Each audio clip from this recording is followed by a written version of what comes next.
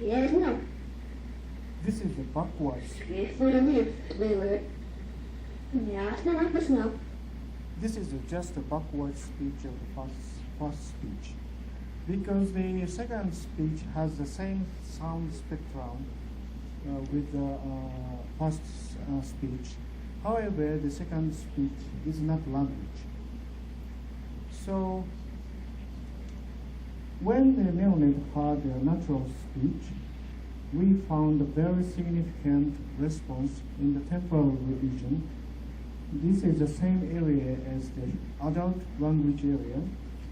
And however, the neonate, when neonate heard the second sound, we can see the very small activation in the temporal region. So finally, this is the image of the when under the silent condition, so there is no signal. And finally, we concluded the baby can discriminate language sound at birth. So maybe this baby is learning the language in the mother womb. However, we would like to the final conclusion to get how to learn the baby language, the baby how to the baby learn language. And then we try to measure the Japanese language, using the Japanese language and the English language.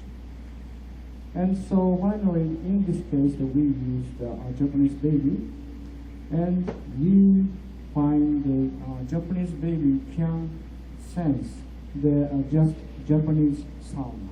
This is the English sound, so you cannot see any response in the whole area of the brain. So finally, our conclusion is the baby can adapt the mother tongue language in the mother's womb.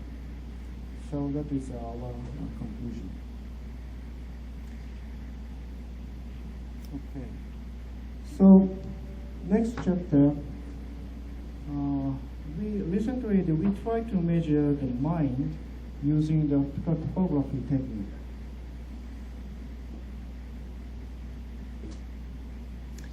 This is because in Japan, actually the psychological disease, the number of psychological disease increasing is each year, and this is a mental disorder. And also the cerebrovascular disease in the brain is increasing. And this is a very big social problem in Japan, so we try to measure the mind using the protocol system now.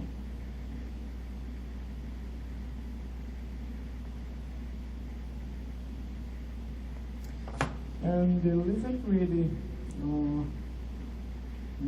our collaborative researcher find the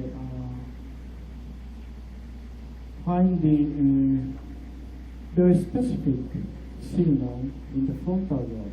This is the scene of the measurement, and the subject say just the name of something, atom. And so at first I give the first character, and subject think the word that start given the first character. And so finally we found that subjects show the different pattern in the frontal lobe depends on the kind of disease.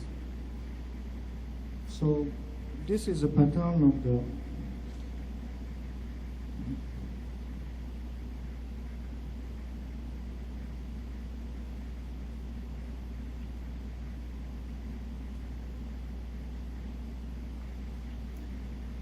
this is a monopole depression. Monopole depression is only depression.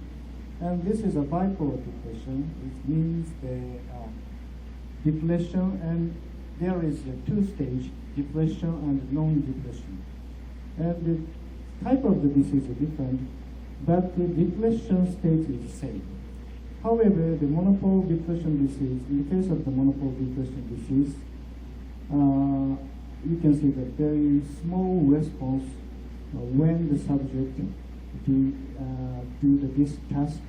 So now we can discriminate the type of the mental disease using the topography, and it was already approved by the Japanese government to diagnose the mental disease now.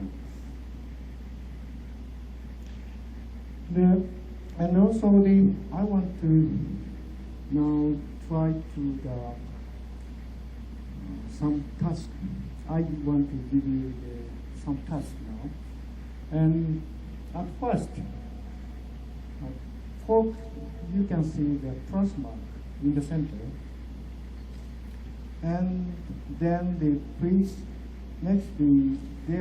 you can see the 4 Japanese characters. And please memorize these 4 characters. Then I will ask you can memorize the 4 characters, and I will try. So please focus on the first one. Can you memorize? I don't think so. I think so. It's very easy for your peers. And this is the test of the language working memory at the frontal lobe. And next one is a very common, and please memorize the location of lead pattern. No or yes? Yes. And if we calculate the next stimulation, we are calling spatial working memory task, because you memorize position, in the space. And the first stimulation, you have to memorize the language. So the manner of the memory is a little bit different. And if we use these 2 stimulations and we calculate the spatial working memory minus language working memory divided by the absolute value of the spatial working memory plus language working memory, has a very good correlation with the motivation value. And in this experiment, we measured 29 participants, and we got the motivation condition using the enquete, just a questionnaire, and this is very famous Holmes questionnaire. And we plotted the measured by the value of the measured by the topography like that. And finally, we calculate the correlation value. This is very high. So, and the significant area is 46 brain area. This is well known. This is well known working memory function.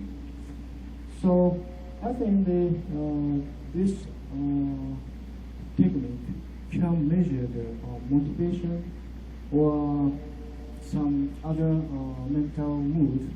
So we are trying to measure the mental condition for the healthy people now using the purposes. And recently we are discussing about what make the motivation, and we know the dopamine system make the motivation from the center area